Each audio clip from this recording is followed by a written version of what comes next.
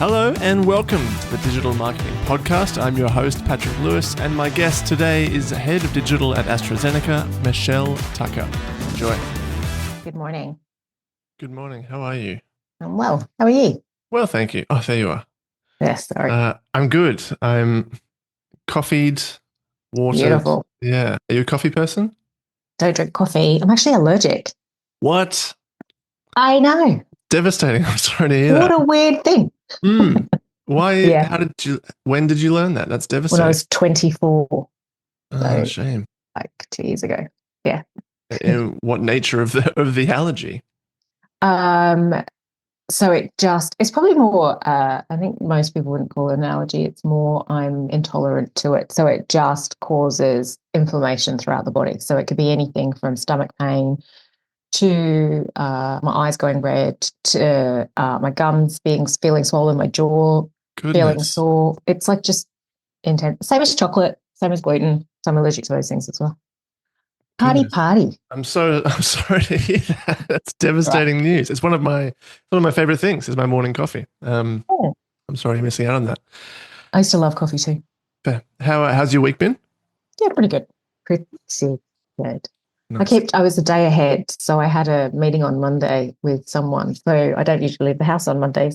So it was a day ahead. So every time I woke up, I was like, oh, it's Thursday. Oh no, it's Wednesday. I hate that. And you get to Thursday, like end of the week. Wait, no, it's not. Exactly. How was your week? Good. Yeah. We're just working for various people in the marketing world, helping clients sell their products, write their emails, all sorts of things. Hmm. Bit of everything. But won't dilly-dally anymore. I was keen to get stuck in. I'm actually a little bit nervous to talk to you because I am trying to wrap my head around what it is you do. And it Yeah. seems like and I'm not even just blowing smoke. It seems like a genuinely, I don't know, because you're the head of digital at AstraZeneca currently, Yeah. um, and everything is digital. So what aren't you looking after is kind of what I'm thinking. It's just like, it's probably quicker to tell me what you don't pay attention to than what you do. Nice. Um, Um, but tell me about that.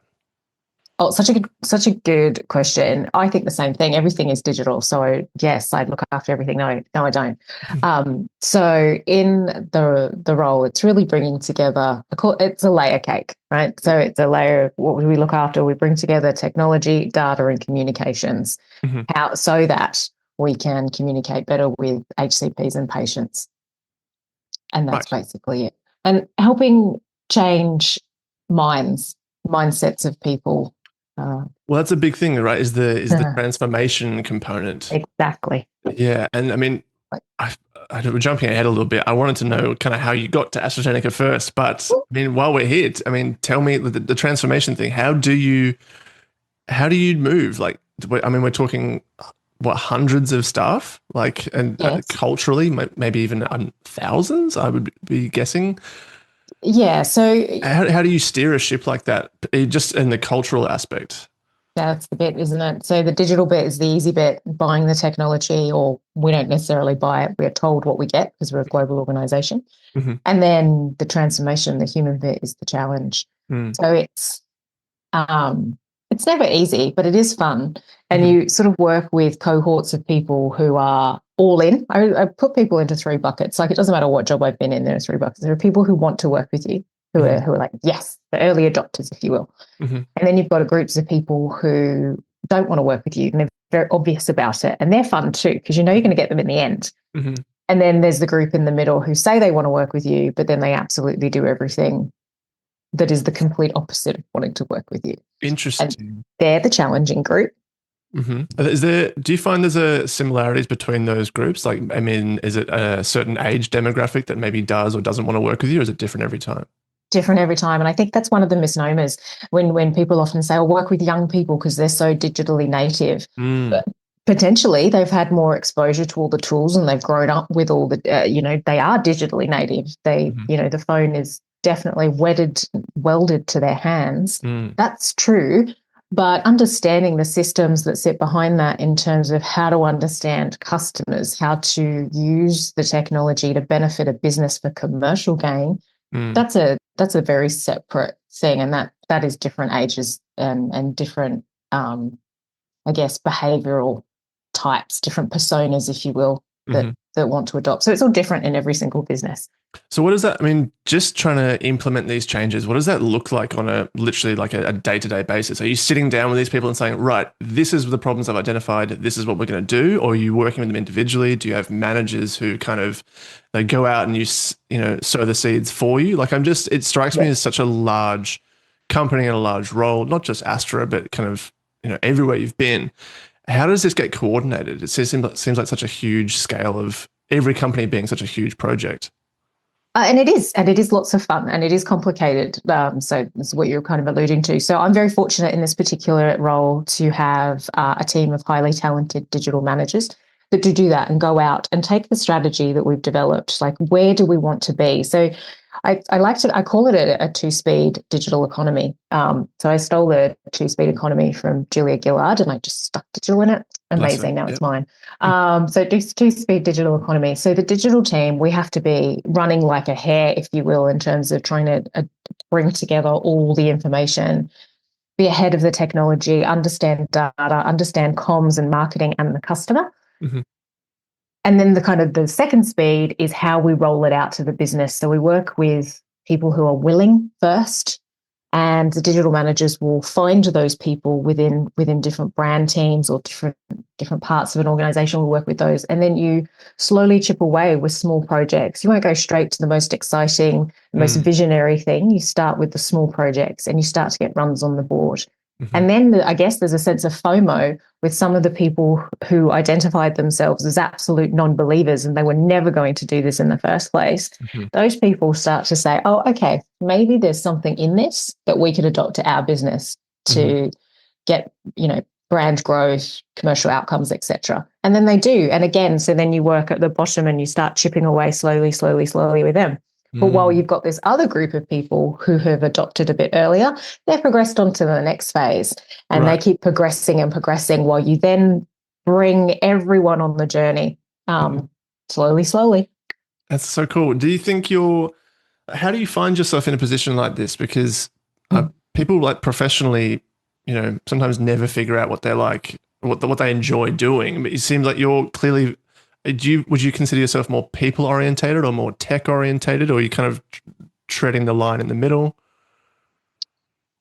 I think I'm more storytelling oriented. Interesting. Tell me about that. How does that work? So the best thing about my job is taking technology, which I do find interesting and fascinating, because of its human opportunity, because of Mhm. the way we can use technology to engage with people. And Sorry, taking, if I can just jump in real quick. When we say yeah, technology, what kind of things are we talking about? Like so what?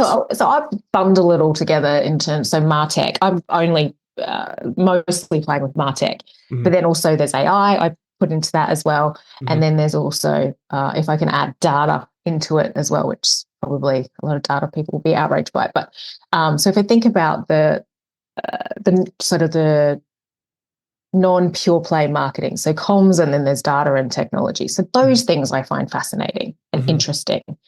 And then, but there's stories to be told in there. So how do you bring that to life so that the people who are more customer facing Mhm. can utilize to benefit their business? And I sit in the middle and Mhm. kind of translate and turn those into stories to Mhm. help the people who are customer facing maximize the opportunity with the data and the technology, Right. or the martech, if you will.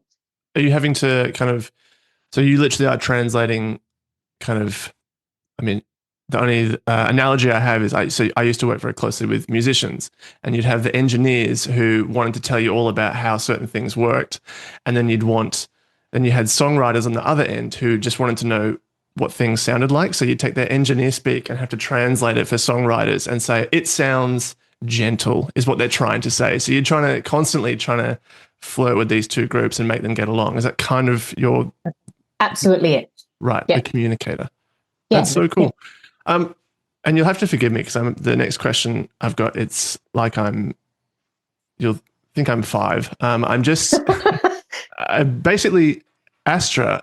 How does that function? Because Astra is different to a typical company in that I'm not going to see an Astra ad on my socials ever. I'm not going Mhm. to. I'm never going to see, any banner ads for them online. They kind of operate in a different space. Can you explain that to me like I'm five? Because I think a lot of people don't fully, they're aware of AstraZeneca Yeah. for, I mean, a lot of COVID. people just because of a pandemic, but Yeah. they've been around for a long time. Hmm. Explain that to me if you could. Yeah, for sure. So the non-5-year-old version, like the marketing Mhm. version, is that it's B2B2C. Mhm. So, but the 5-year-old version is we work with people, healthcare providers, and we inform and share information with them about medicines and therapies that may benefit their patients. Mhm. So people who come to them will obviously come with some sort of ailment. Then the HCP, I suppose the HCP is a translator as well. And we're providing information. That HCP is translating the information they've been provided by all different pharma companies Mhm. to see which suits is going to suit their patient Mhm. best. Interesting. Okay, I cool. think, yeah, hopefully that works. No, that works brilliantly. AI, how has that impacted what you do? And do you see it? Is it a real disruptor? And on what level do you think? I would say that I don't know. I am exploring the space, and because there's so many different opinions Hmm. and so many different perspectives on it. My perspective is that we don't know yet. It is disrupting. It's changing operationally how we work, not necessarily within AZ, but broadly, I think it's changing how we operate.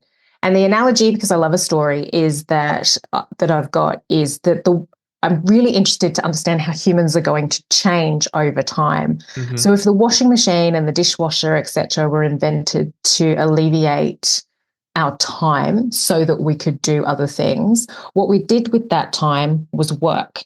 Mm. If we've got AI now that's disrupting our work processes, so Mm. whether that be developing content, writing content, delivering strategies, developers that are AI, maybe there'll be, legal systems with AI, finance, etc., with AI, all those sorts of things. What will humans do with this additional time? Will we Mm. do higher order processing and evolve into much more sophisticated ways of working? Or will we need a universal basic income because we're just all sitting at home painting, writing, and gardening? Like, Which what is will we do? also fine, I think. I wouldn't mind painting. When you talk about the higher, what did you say that? The higher processes of Higher order processing. higher Yeah. order processing, humans taking that on, Yeah. Is that or what we're doing? Because we've got all the basic things done by AI. mm, But yet I think where you were leading was, is it that the AI is going to do the higher order processing and yeah, we will be employees of the AI? yeah. I don't know. It's funny how even it's a cultural thing as well. I think in a lot of Western cultures we go, oh no, it's going to replace all of us. It's going to kill us. It's Terminator 2 with Arnold Schwarzenegger kind of thing. But in Yeah. Japan and a lot of like Eastern cultures, it's the robots are going to make everything great. It's going to be awesome. I guess we'll have to wait and see. Yes. Yeah. Yeah, I think we don't know yet. And yeah, it's very exciting. It is terrifying for sure, Mm. but also exciting. But that's the same thing. So, is it terrifying in the same way that the internet was terrifying to people, in the 90s when that was sort of really burgeoning? Yeah. It seems like I don't know. It's funny. I saw someone a thesis on AI, and someone was comparing it to because they just allowed students to use AI at certain colleges in the US, and someone was saying, I don't know why there's any resistance to this in the first place. There was resistance to calculators, and we all got on board with that. Like this is fundamentally different to a calculator. Yes. So I think there's a kind of a, I don't know, it's difficult to know what's going to do. I also wonder maybe we've plateaued with it in a way. Like it's kind of depending on what AI you use. I'm not sure in what capacity you guys are using AI at your workplace, but it seems to have plateaued a little bit potentially. I'm not sure.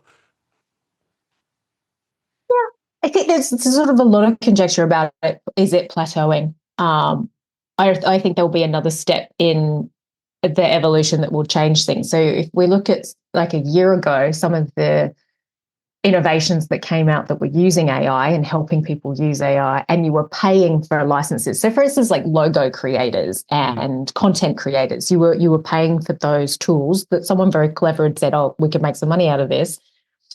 But now that's kind of redundant because the AI does it for you naturally. You don't have to go into these niche sites anymore.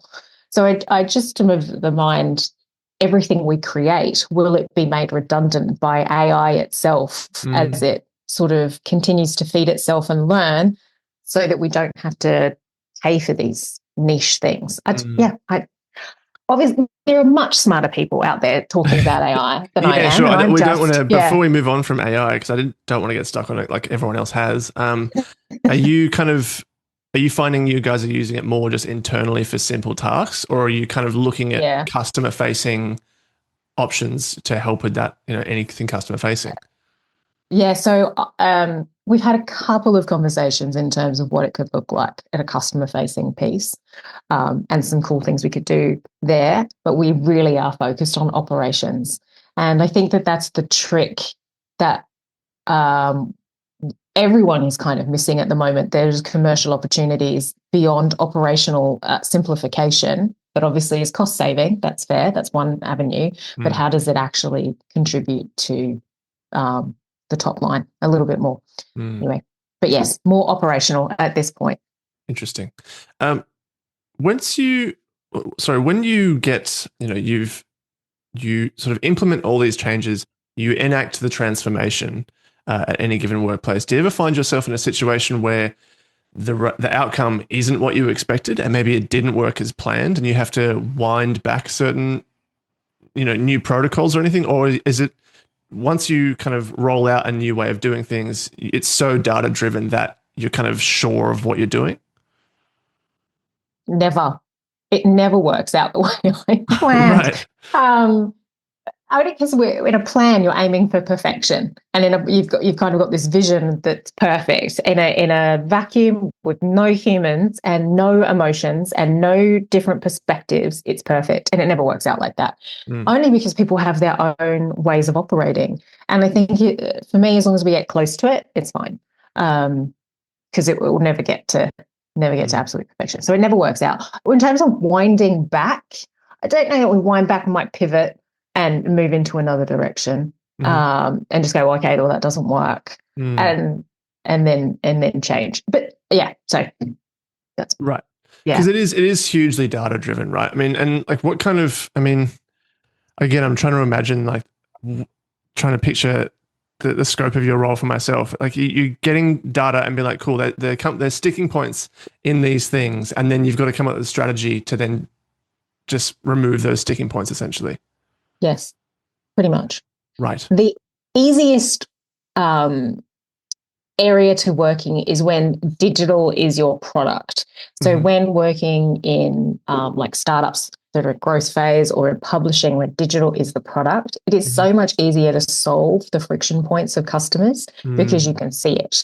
So obviously we measure everything in digital. Like, you can't be on a website without being measured for everything that you click on, look at, etc. You're watching people all day long. And that's so much easier, so data driven, so easy to fix. Where we become a little unstuck is when we don't have data because it's in the offline realm, and then we start to hypothesize. And that's when it's more of a it's always test and learn, but it's more of a leap of faith as well as a test and learn to see how we are improving the customer journey and getting customers where we want them to be. You mentioned startups. I'm curious to know what your experience with startups is and a bit more about your history. I feel like everyone in the Australian workforce has spent a bit of time at a startup somewhere, and it's really exciting in a startup initially.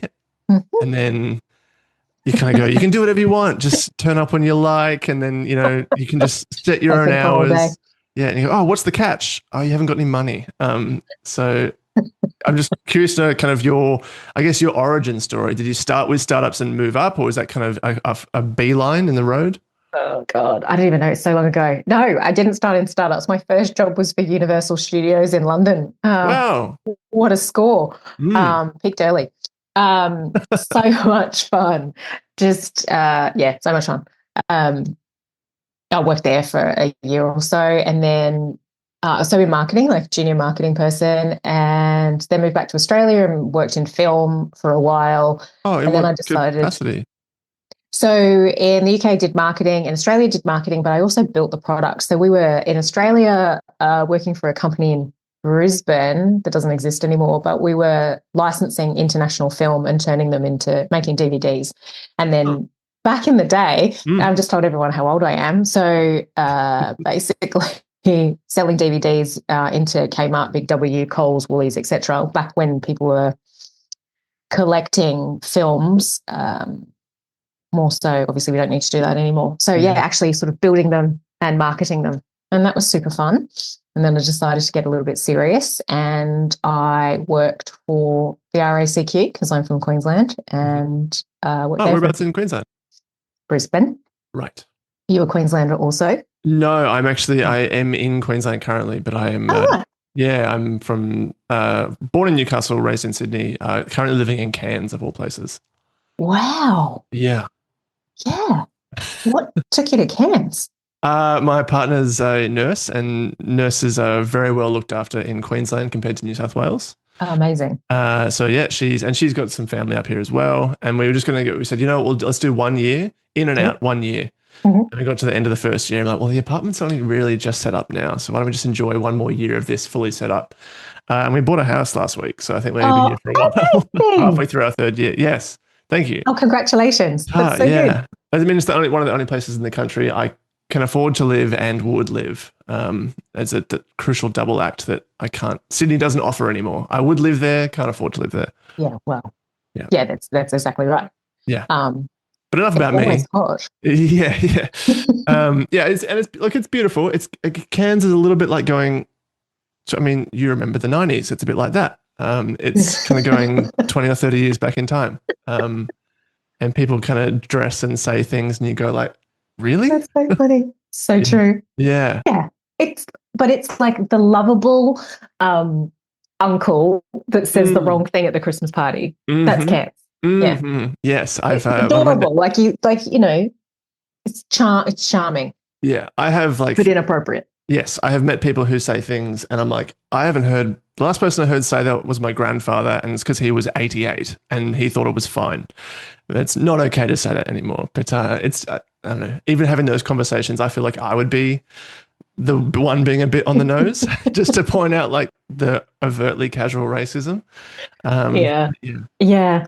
yeah, I mean, well experienced. I've been to Cats and I've been like, right, okay, yeah, right. cool.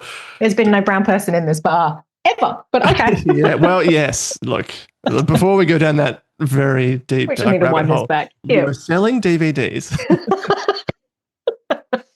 Yes. Tell me more. What were the next Oh steps? gosh. Then moved on to RACQ for a couple of years. And then what did I do after that? Oh yeah. And then we discussed it. So that was traditional marketing.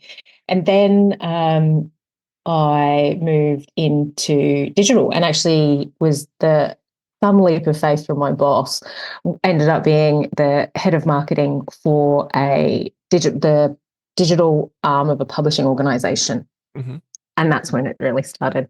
And I've Interesting. learned everything on the job because I had zero experience in digital. Bless my boss for giving me the opportunity. That's so interesting. I mean, I was thinking the other day about there's certain I don't know categories of job that, given you have enough skills, you can be invited in, and those skills don't necessarily require a formal education. You can, teach yourself a lot of stuff. Yeah. I was worried that maybe marketing was skewed to those people who feel like they know what they're doing, but maybe don't. Is that, I don't know. I'm trying to kind of put that into the right words. I've been struggling to kind of put that into the right, uh, just the right words essentially. But it seems like people can, Yes. have a crack with meta ads or Yeah. creating, their own blog or whatever and go, yeah, marketing, I get it. Yep. Definitely. It Is is one of those jobs that everyone has an opinion on because it seems so simple. mm, And it I, is yeah, ish. maybe it can be as simple or as complicated as you like, and you can be as good or as bad as you like. Absolutely. Absolutely. And having seen good and bad uh, marketers, and some of the best ones who I just think are extraordinary, because it's actually a really hard job. It Mm, seems simple, and sure, you can do the tactical things, set up ads and whatever, but being able to understand humans at a macro level in the first instance, and then get to a true human insight and turn that into a strategy that then becomes your unique selling proposition, your reason to believe, your creative that falls into that, and all your key messages and your channel decisions, that is mm. smart. That is, when I work with people who do that, Hmm. that's that's magical. Is it And that's what we forget. what kind of qualities do those people have naturally, do you think? Is any of it taught, or is it a lot of it just that is how that person came out? I think it's how that person came out. So lots of them have marketing degrees, mostly, but also a genuine interest in humans Mm, and consumer behavior. What makes people buy things? hmm. And I think we miss that in a B2B environment, just to continue the thought, Yeah, miss please. that in a B2B environment because we think that we're selling corporate to corporate. We Hmm. don't recognize that there still is the need for the true human insight Hmm. and the social, emotional, and functional um, components of our decision making. Hmm. And that's where we go a little bit awry. And that's when it becomes a tactic. Marketing and digital all becomes a set of tactics rather than it has to be part of the overarching strategy. Otherwise, we're missing an absolute beat. And when it becomes kind of that, when it almost seems like you're saying it can't be copy pasted every time, and if it does, it kind of falls over. The same strategies is. So I think people maybe think, oh, this worked in this case. Let's just do the exact same over here, and it falls apart, and people go, oh, whoops. Yeah, because they haven't considered the customer in it at all. They Mm, haven't thought about the people. mm, You've thought about the process or the creative output or the channel. You haven't thought about the people that you're talking to at mm, all. And you're absolutely right. That's when it does come absolutely unstuck. mm. So tell me, you kind of got given a little in charge of digital uh, at this role. Do you think, in a way, everything's going to be? Are you looking for the power cable? I am. Sorry. It's quite obvious that I am. Okay. I just don't want you to lose charge News. halfway Yeah, through. You with me? I am. Great. Sorry. Sorry, you went a little bit robotic there for a moment. Great. Um, AI takes over. fantastic. Yeah. Do you think it kind of, you say, you got put in charge of digital. Are we just, it seems inevitable that there is only going to be digital. It Yeah. seems like, I mean, I'm surprised that print media even exists. I don't know who's buying that. I'm not sure who's paying for any of that. It's Um, expensive to buy. yeah, it's expensive, but even, I mean, this is going off tangent, but I was like, men's print media, Mm. like, I don't know, I'm trying to think of an example that isn't FHM. That's all I can think of. Um, they stopped selling that years ago, whereas tabloid media still exists. I don't know why. I'm not sure who that's for. Maybe we should call Rupert Murdoch, Yeah, have a sure. chat. Yeah, I don't know. I'll get I him don't on know who next. it is. Sorry, yes. Gotta go chat with Rupee. Sure. So you got put in charge of digital. Your boss gave you a real kind of uh, a real opportunity. Yeah, he was insane. Yes. Okay. Then, Yeah. I mean, how did you fill in the gaps between there and Astra? How do we get to where we are now? So did that for a couple of years and then worked for Sanofi. So then I joined. So again, because I'm from Queensland, it's hard to stay. I think it's hard to stay in a vertical. Mhm. People go, oh, well, I work in insurance, and then they stay in insurance for the rest of their lives. I think it's Mm. really hard in Queensland because there's just not enough business. So I ended up working in RSQ, working in publishing, and then went off to work at Sanofi and looked after the consumer business for 4 years, and then moved into the wider Sanofi ecosystem. So another Mm. pharmaceutical company that looked after vaccines, etc. But in consumer land, it was looking after Nature's Own, Synovus, like kind of VMS, vitamins, minerals, and supplements, Mhm. and then moving on to the wider business. And then I left and joined a tech startup and then went back into publishing. And then during COVID, sort of thought about where have I had the most fun? What was the most interesting role that I've had? Mm-hmm. And the one that was a complex problem to solve with great people, and it was pharma. And Mm-hmm. then I, yeah, found a role in pharma. There you go. Went back into AstraZeneca. I've been there for 5 years. Great. I mean, great time to get involved. I feel like, I mean, Oh, so fun. do you find, I mean, you kind of alluded to sort of, um, kind of siloed work a little bit there. Like, people are saying, oh, I'm just this person. I'm just that person. Do you think nowadays do you think that kind of, I am a, you know, I'm a email marketer. That is what I do.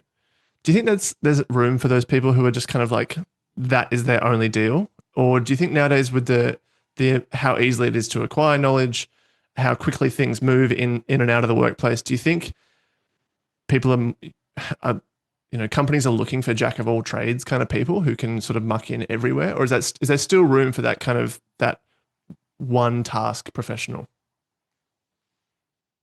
I think it just depends on the size of the business. So if Mm. it's a smaller business, you tend to do like mile wide, inch deep. Mm-hmm. And so, because you can do everything, let's do everything. But Mm-hmm. for larger business, you do tend to do smaller things. Mm-hmm. But I think that there are a couple of things in there. Like culturally in Australia, I do think we tend to pigeonhole people. So do Mm-hmm. you have this experience? Have you Mm-hmm. done this 20 times before? And then you need evidence to be able to do it again, the exact same thing in another business, which makes no sense because humans are much more curious than that. We want, like you say, we want to learn skills. Skills are easily learnt, Mm. and just give people the opportunity if they seem like they've got some skills and will and knowledge in that area to be able to go do it. And hopefully, as we move and AI changes, we're not looking for people who have done things 100 times before. You're just looking at people who can, I guess, who are curious and want to have a go and test and learn and see how they can grow your business using different pieces of technology Mm-hmm. or different Um, approaches. we when you and I chatted very briefly the other day, you said something quite interesting about it seemed like you alluded to a little bit of an over intellectualization of marketing in recent years. Like people are kind of it's becoming something it really doesn't need to be. Um, could you kind of dive into that a little bit and sort of for everyone who wasn't there, which was everyone, what do you mean by this kind of I don't want to put words in your mouth, but it did seem like we're just dressing this up and we're calling things that it's just for the sake of sounding clever. Um, can you kind of dive into Crucial. that a little bit for me? Did I say it like that? Wow, probably. The the yeah, we were talking about we talk about user experience design, customer experience design, all these different. I guess to your point previously, all these different silos of how we understand and how we engage customers, which really is the function of marketing. Mm, So, what we were doing millions of years ago in marketing was understanding who our customers are, getting that human insight, and applying it to everything, every single channel, every single experience, every single opportunity. because you strike me as someone who kind of your maybe tolerance for bullshit is pretty low. Um, Mm-hmm. so how does that kind of I mean does that affect your leadership style? Because I mean, that's what ultimately you have to be a real leader in this kind of space, right? Yes. Um, I mean, just it probably how. does impact. It's such a complex question. It probably does impact things. But what I find is that when I with my team, with the team that I work with, I try and have the most authentic conversations possible Mhm, and encourage them to be really authentic with me too, because we can only help each other if we are truly open and honest. mhm, And um, and for some people that really works, and for some people it doesn't. And over the years, I've really had to come to appreciate that like everyone, I'm not for everyone. So my low tolerance for BS is could be an impeding factor. Mm. But those who like working with me really love working with me. And I guess in the same token, those that don't Are you really don't. picking these teams? Are you kind of getting to assemble your Sometimes, squad? Yeah. yeah, sometimes I get to, sometimes I inherit a team and sometimes I pick the team. Either way, you never know whether you pick them or not. It's just, people's aptitudes are um, don't often come out in an interview. Skill sets aren't Mm. always in an interview. And similarly, like you can interview someone who did really well in another business and then come into work in this particular business and might not thrive as well. It depends. I mean, on the environment. It depends on your own manager, on your peers you're working with, the types of people in other teams who want to work with you. There's so many factors that set up people for success. Mm. Have you noticed kind of, and you thought AI was a tired conversation. We're going to talk about COVID for a second. Do you think have you seen a shift in, I'm just trying to work out kind of what has moved the needle in a big way, maybe unexpectedly with marketing, in your opinion? Like I mean, whether that's global events like a pandemic or the advent of AI, what have you noticed that you've kind of really felt like the ripple effects of something, and gone, oh, okay, we need to really change to fit because of X. So much more digital. So because we were sat in our homes and we are just Mm, desperate to consume content, and there was mm, less video, less. There was a moment where we ran out of Netflix. We were literally saying, oh, "I've watched everything that there could possibly be watched on Netflix because there's nothing else to do." mm, So then, not only in the pharma space in particular, there was no way for us to communicate with our customers other than digital. And mhm, it probably led to a moment where organizations that were reluctant to go digital because mhm, they didn't need to, mm, actually had that um, crisis where they had to go to digital. But mhm, also, then if I think about all the influencer stuff, the Instagram, the TikTok, we had nothing else to do but watch people mm. in their living rooms doing dancing or whatever it is. And so just the volume of content, it was there before, but I just feel like in the last 5 years, it's just Mm. exploded. There is so much user generated content. Are you finding kind of conveying your message to customers has now become that much harder because of that? Because Yes. maybe people are, I don't know, differentiating between company messaging and entertainment. It's now just become this quagmire of pixels, really. Yeah, that's true. And I think way back in marketing, you would have, there's drive time where people are driving to and from work. And so you put your ad on the radio at 5 o'clock, or there's kids pickups 3 o'clock. It's not that anymore. You really, the one thing I do love is when a business to business ad comes up in my Instagram feed at nighttime because Mm, they know that's when I'm online. That's when mm, I'm spending my time after dinner, watching TV, wasting my life on a doom scroll. mm, And a company's like, oh, well, that's kind of a really basic insight that they've tapped into and they're using it. So it is a quagmire and is highly competitive to get share of mind and make sure that you're ever present. But then that's that ever enduring challenge of cut through and making mm, sure your creative actually speaks to the right person at the right time. It sounds so simple. We say it all the right time, right channel, mm. right person all the time. And it's actually really hard to do. Um, but yeah, so yeah, it is a quagmire. It's a total mess, but we just have to be smarter.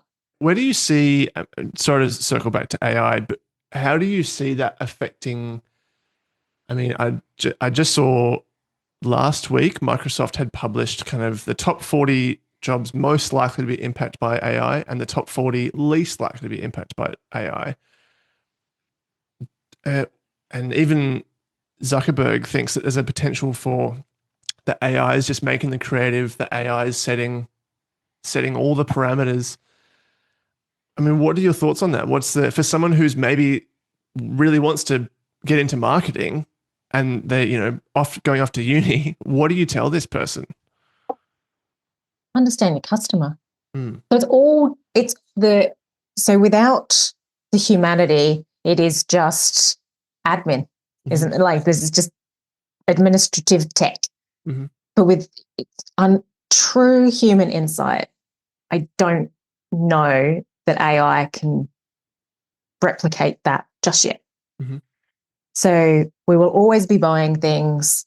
And that's what marketing is about. Like all this research we were talking about before, people do UX and just I hate to keep coming back to that example, but all these new names we have for everything that sits in marketing, even digital, it's just marketing, isn't it? Yeah. Like this particular digital marketing, it's just marketing. Mm. But all the new names we have is just a way to explain how we get to customer insight. And that's where marketing should focus, as well as upskilling people on all the technology and all the ways that you can reach a customer. But understanding the customer is the most critical thing, and holistically understanding them, like throughout their entire day. Within that, though, I mean, there's so many different kinds of data that you can be looking at and analyzing. Do you ever or is it difficult not to let your personal bias kind of impact the decision? Be like, this is what the data says, and I'm pretty sure I know this about people, so we're doing this. Does that ever do you have to block that Every voice out? single day, of course. And I have to tell other people to block that noise out too. It's a critical learning that. Yep. So I used to make creative way back when I was actually in marketing, make creative, and I'd be like, I like that. Mm-hmm. That looks great. So subjective. Mm-hmm. Or this ad campaign is going to work because it reaches me. It Mm-hmm. took me a really long time to understand it's actually got nothing to do with me. Again, I am a translator between what the customer wants, what the business wants to do, and I'm just the person in the middle to try and translate it for the customer. Right. And that's the same thing with data. And people do it every single day. They deny the data. So the data is the data. It just is. Mm. And then people say, no, I don't believe that. No, that can't be true because it completely conflicts with their belief, their belief systems. Yeah. And that's a really difficult thing to let go.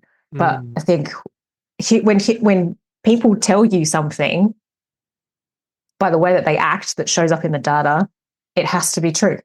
Mm-hmm. Obviously, I don't want to get into like you can manipulate data, blah blah. You can do all those sorts of things. You can manipulate the data to tell a different story, however you want to tell it. But if we assume that that's not the case, we have to believe it. Mm.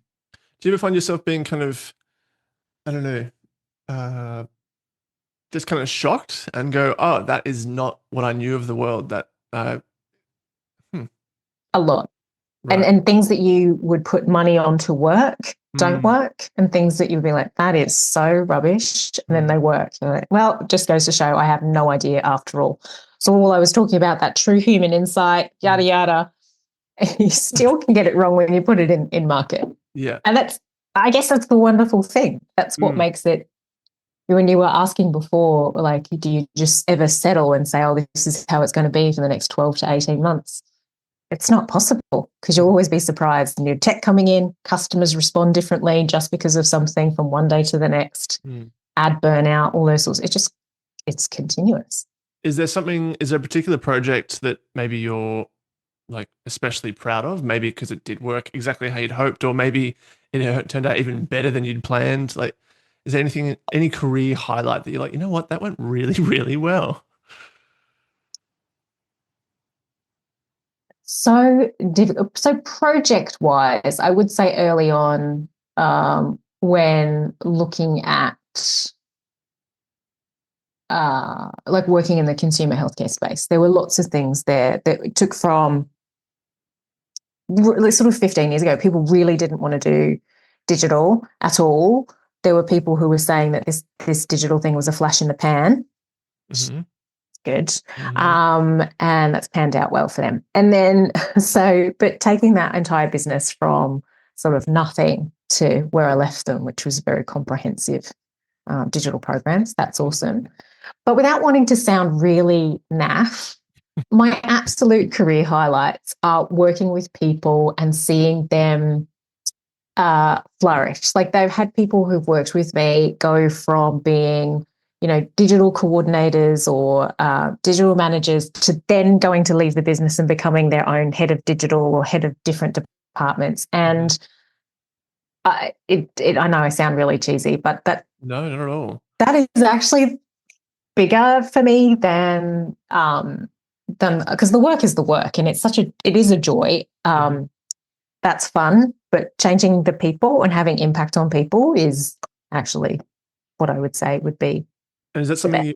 you expected out of the role, or is it just a happy little perk? Or you kind of do you go in with a mindset of like maybe needing to train people or Yes, wanting to mold people? You do? yes, and well, yes, I guess that's part of my job. If I've been hired to be their manager, boss, leader, whatever you want to call it, my expectation is that I will have to support them and help them grow.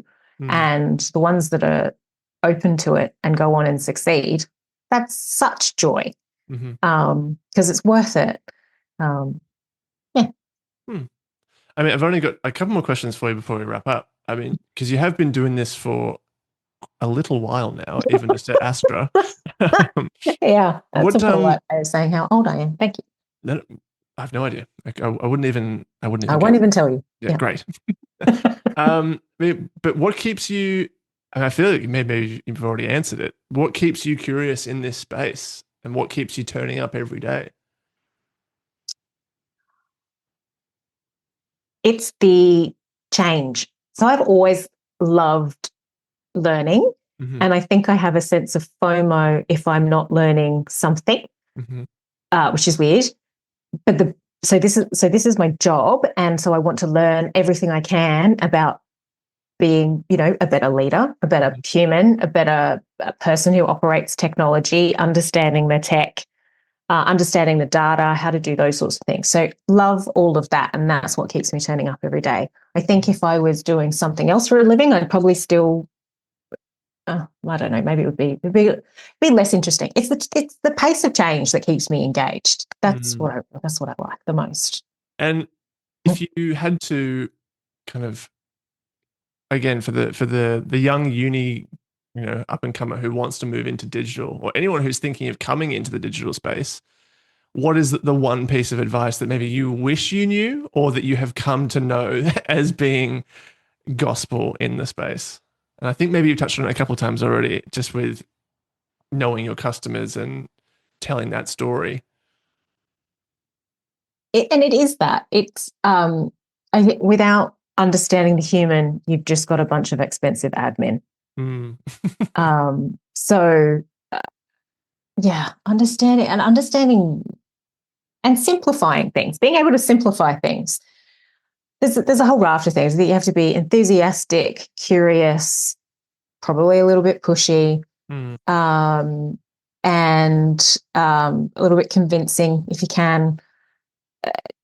So focus on some sales skills, perhaps. Because don't like there's the overlap. There's the Venn diagram of there's got to be that little overlap, right? I mean, Totally. or do you kind of put something together and not know how it's going to be sold? No, I did. No, yeah, I no. I do think it's a storytelling component. So trying to bring it to life through a story and Mm. sound convincing enough that it's going to get buy-in from stakeholders. I think that is sales. I think if I'm really honest, all jobs are kind of sales, aren't they? A little bit.